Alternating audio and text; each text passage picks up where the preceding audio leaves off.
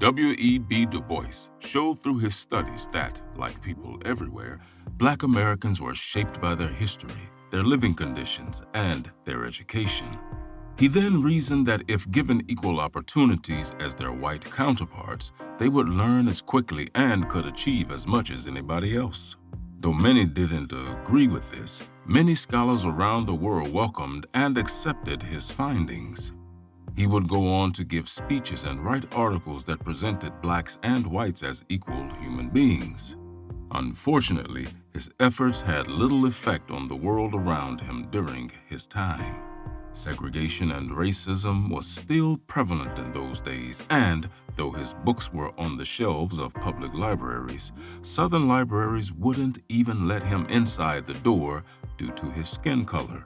Once, Du Bois was invited to speak before members of Congress, but he couldn't ride in a whites-only train to get there. Inequality was all around him, but he had hope, and he wrote largely about both. Welcome to House of Words, a podcast about writers, race, and change. I'm your host, Jason Nemore Hardin. Join us as we delve into the life of W.E.B. Du Bois and the crisis.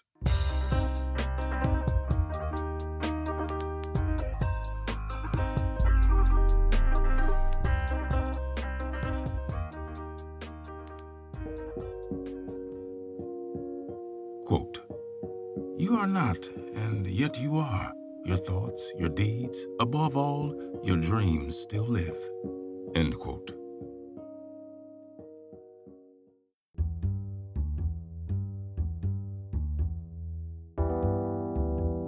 Born William Edward Burghardt Du Bois in Great Barrington, Massachusetts on February 23, 1868, he would later be known as W.E.B. Du Bois. However, during his childhood, he was simply known as Willie.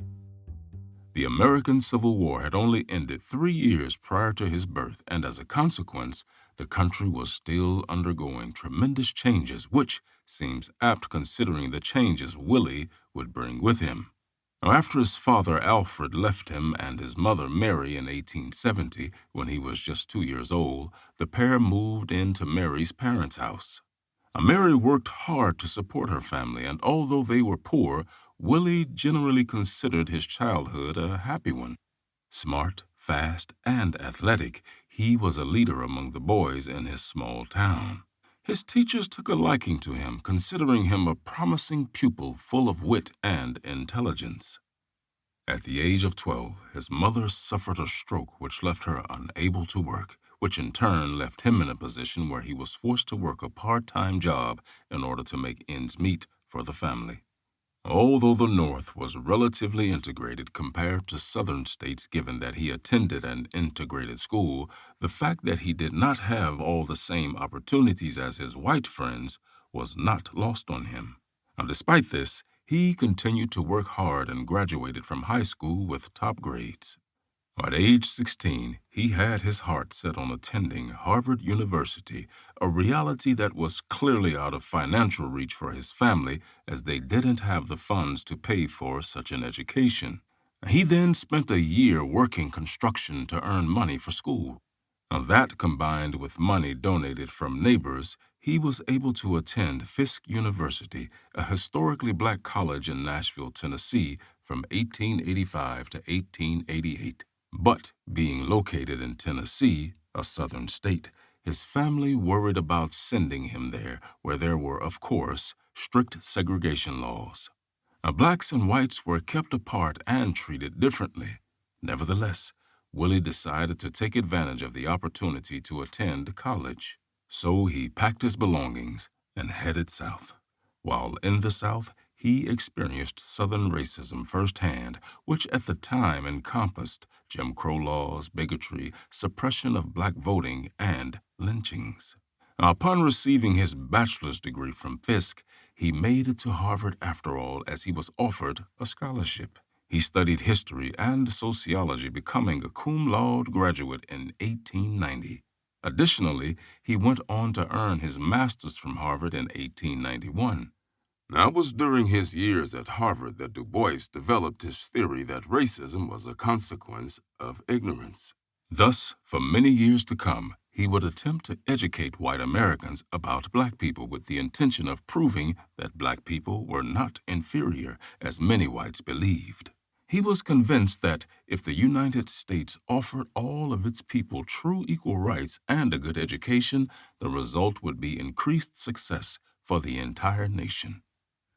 In 1895, Du Bois completed his studies, becoming the first black American to receive an advanced degree from Harvard University, now known as a PhD. He was one of the most highly educated Americans of his day, but that didn't mean that any quote-unquote white university would hire him.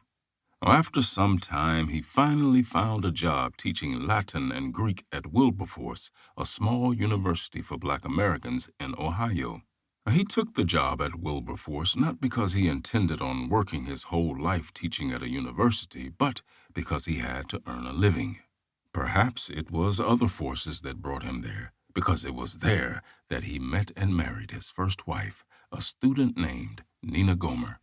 Still, he had much greater ambition concerning what he wanted to do with his education. In essence, he wanted to dedicate himself to achieving a better life for black Americans. With Nina, he returned to the South in 1897 to teach history at Atlanta University in Georgia. The university asked him to conduct research about black Americans, and he took this to be the perfect opportunity to prove through scientific research that blacks were not inferior to whites. The following year, in January 1898, he wrote the essay The Study of the Negro Problems from the Annals of the American Academy of Political and Social Science. Now, in this essay, he challenges the question he would later pose in his 1903 book, The Souls of Black Folk, Essays and Sketches, namely, how does it feel to be a problem? Fast forward 5 years later, just so happened the same time his daughter Nina Yolanda Du Bois was born, The Souls of Black Folk was published to varying success, though it, without a doubt, made an impact. Daily newspaper The Nashville Banner issued a warning of The Souls of Black Folk, writing, "This book is dangerous for the Negro to read, for it will only incite discontent and fill his imagination with things that do not exist, or things that should not bear upon his mind," which one could argue seems more like a reason to read it than not to read it. Now, Du Bois was not afraid to attack the ideas of others. Case in point, one essay in his book criticized Booker T. Washington, a black American leader who was respected by both blacks and whites. Now, Washington felt it was more important that black Americans have food, shelter, and good jobs rather than equality or integration. Booker T. believed that equality would come naturally if blacks proved themselves to be intelligent and hardworking. Now, in a famous 1895 speech in Atlanta, Washington told black people to accept segregation for the time being in exchange for education and jobs. This speech later became known as the Atlanta Compromise. Needless to say, this did not sit right with Du Bois, who felt that black students deserved more. "We want our children trained as intelligent human beings should be," he said, "and we will fight for all time against any proposal to educate black boys and girls simply as servants and underlings, or simply for the use of other peoples. They have a right to know, to think, to aspire." Now, as time went on, Washington was disappointed to see that blacks were not being treated any differently. He remained patient. However, Du Bois was convinced that a new approach was necessary. He felt that Washington's acceptance of segregation might have seemed like the right thing to do at one time, but that was no longer the case. Du Bois wanted black Americans to not ask for equal treatment, but demand it. Hence, he encouraged people to protest and take action. The battle between Washington and Du Bois would continue on and on, but Washington had strong supporters with a lot of money, many of whom were white. They considered Du Bois a troublemaker and began to pressure Atlanta University leaders to fire him, threatening to withdraw financial support if they did not. Well, money talks. In 1910, the university gave in and Du Bois was out of a job. However, he wouldn't be without one for long.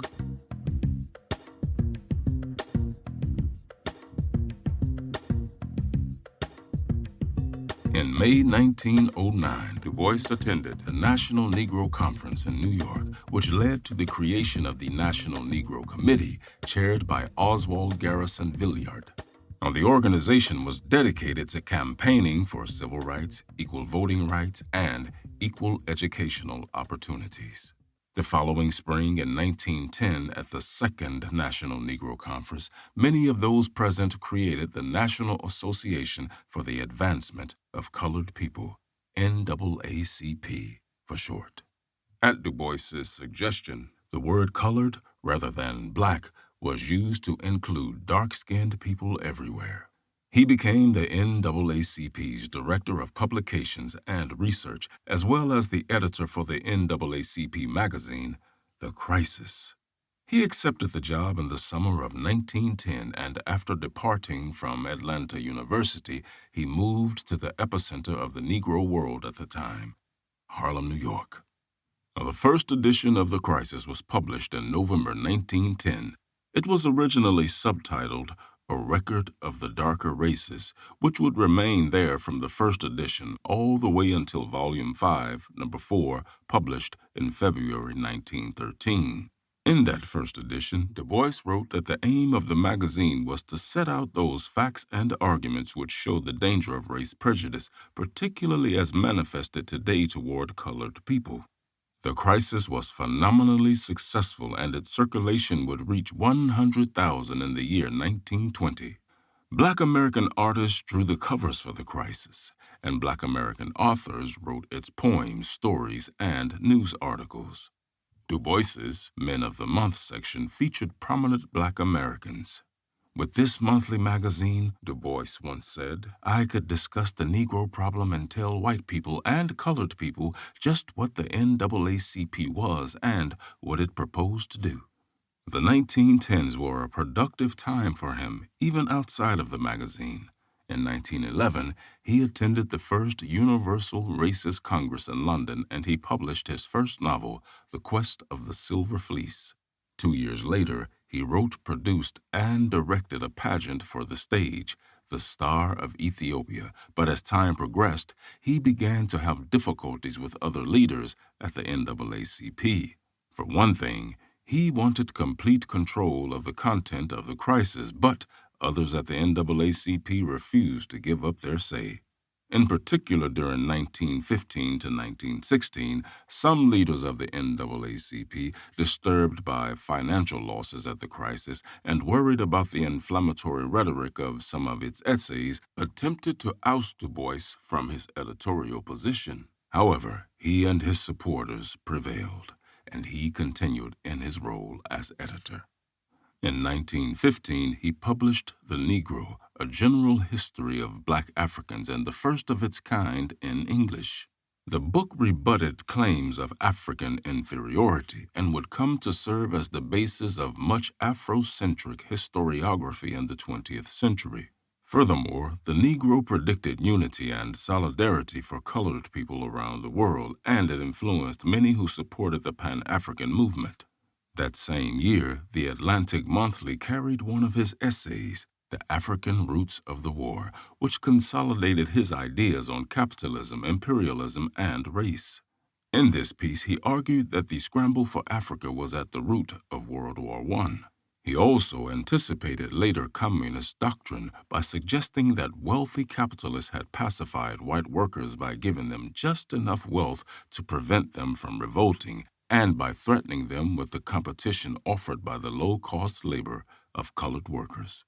The Crisis also continued to wage a campaign against lynching, and in 1915, it published an article with a year-by-year record of 2,732 lynchings from 1884 to 1914. The April 1916 edition covered the group lynching of 6 Black Americans in Lee County, Georgia. In the June 1916 issue, the Waco Horror article covered the lynching of Jesse Washington, a mentally impaired 17-year-old Black American. Now, Du Bois included photographs of the lynching in the article, and the article broke new ground by utilizing undercover reporting to expose the conduct of local whites in Waco, Texas. The magazine and the skills of its contributors only proved to be growing stronger in providing the truth. Now, in pursuit of the truth, no matter how ugly, he traveled to East St. Louis in the summer of 1917, where there were ongoing riots to report on.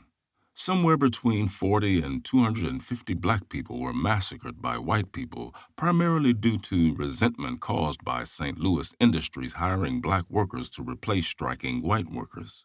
His reporting culminated in the article, The Massacre of East St. Louis, published in the September issue of The Crisis. Infuriated by the massacre, in order to voice the black community's outrage over the riots, he organized the Silent Parade, a march of around 9,000 black people down New York City's Fifth Avenue, the first parade of its kind in New York, and the second instance of black people publicly demonstrating for civil rights.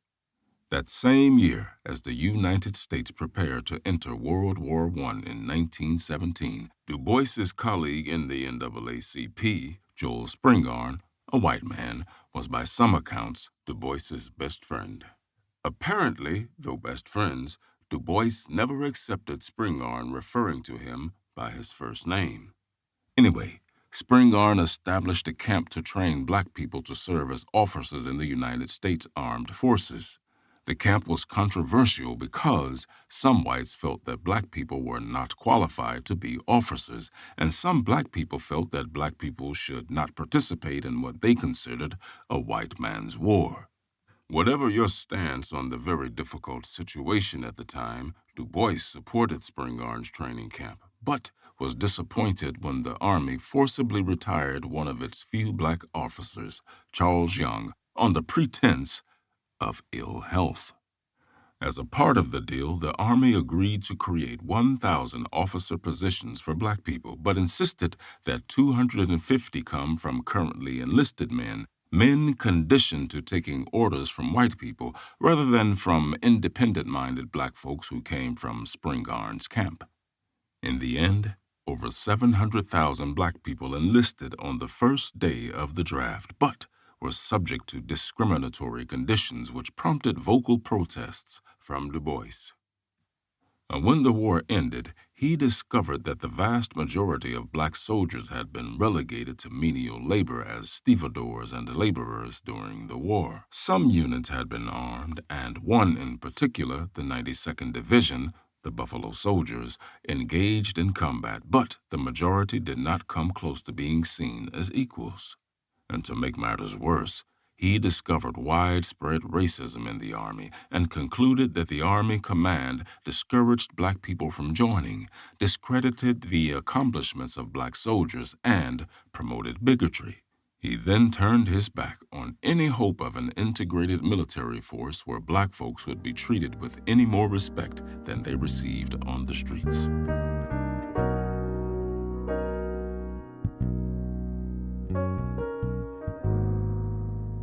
Concerning the Harlem Renaissance, he had conflicting emotions.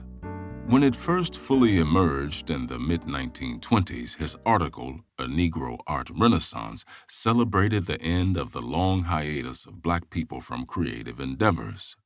Up until then, he had frequently promoted black American artistic creativity in his writings, thus the Harlem Renaissance seemed like a step in the right direction. However, his enthusiasm faltered when he began to theorize that many of the white people visiting Harlem around the time were not there because they wanted to appreciate black art, but rather as a voyeuristic exploitative exploration. He went even further, insisting that, I quote, "A black artist is first of all a black artist," and worried that black artists weren't using their art to shed light on black American struggles and causes. And well, from his view, things continued to get worse. Thus, by the end of 1926, he stopped using the crisis as a way to support the arts. Moving forward to the 1930s, the Great Depression struck America and did so with the vicious force of capitalism. Millions of Americans of all races found themselves unemployed and suffering. In Harlem, where Du Bois lived, he witnessed people being evicted from their homes and going hungry, and naturally he felt that something needed to be done. Now, during his years working in and with the NAACP, he began to promote Pan-Africanism, the belief that all people of African descent have a common background and should cooperate with one another. So, during times of hardship, such as with the collapse of the economy and the ensuing Great Depression, he encouraged Black people across the entire U.S. to view themselves as one people who could and should strive to achieve equality and justice wherever they lived. He then proposed a new plan, one which encouraged the forming of cooperatives in which Black Americans would start their own factories, farms, and businesses, separate from their Caucasian counterparts, if you will. In this society, Black people would do the work and Black people would share the profits. Well, he published this idea in the crisis, but was met with pushback from other NAACP leaders, as they saw his idea as just another form of segregation, while the NAACP's aim was to promote integration. This would be another nail in the coffin, separating him from the NAACP, a separation that would arrive sooner rather than later. On a more personal level, W.E.B. Du Bois was highly organized and disciplined. A meticulous planner, he would map out schedules and goals on a large piece of graph paper. Furthermore, throughout his life, he would stick to a regimen which entailed rising from bed at 7:15 and getting to work as soon as possible. He would then work until 5 p.m., eat dinner, and afterwards read newspapers until 7 p.m. Between 7 and 10 p.m., at which time he would undoubtedly already be in bed, he would read books or socialize. Then in 1933, at age 65, 23 of those years as editor of The Crisis, he retired from the NAACP completely. Though at an age where most would choose complete retirement, he, never a mere passive follower, would focus on writing some of his most important pieces between 1933 and his death 30 years later. You can definitely expect us to explore these later years of Du Bois's life in a later episode of House of Words.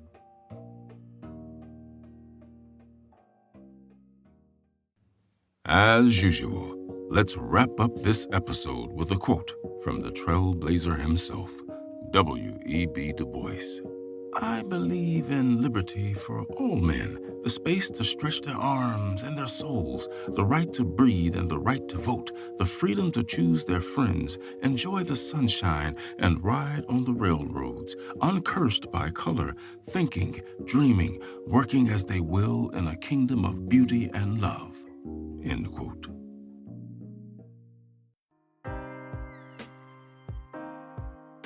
Thank you for listening. I hope you've enjoyed this episode and will spread the word about the podcast.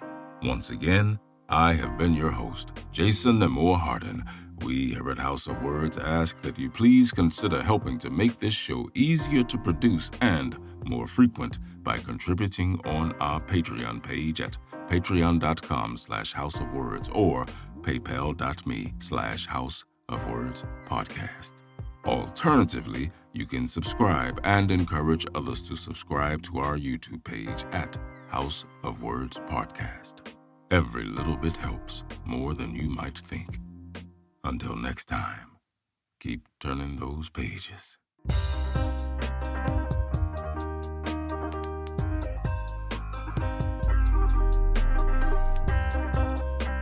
House of Words is written and produced by Cristo M. Sanchez. Narrated and written by me, Jason Nemore Harden, and music by Creature 9 and Wood. All rights and ownership belong to Cristo M. Sanchez and Jason Nemore Harden.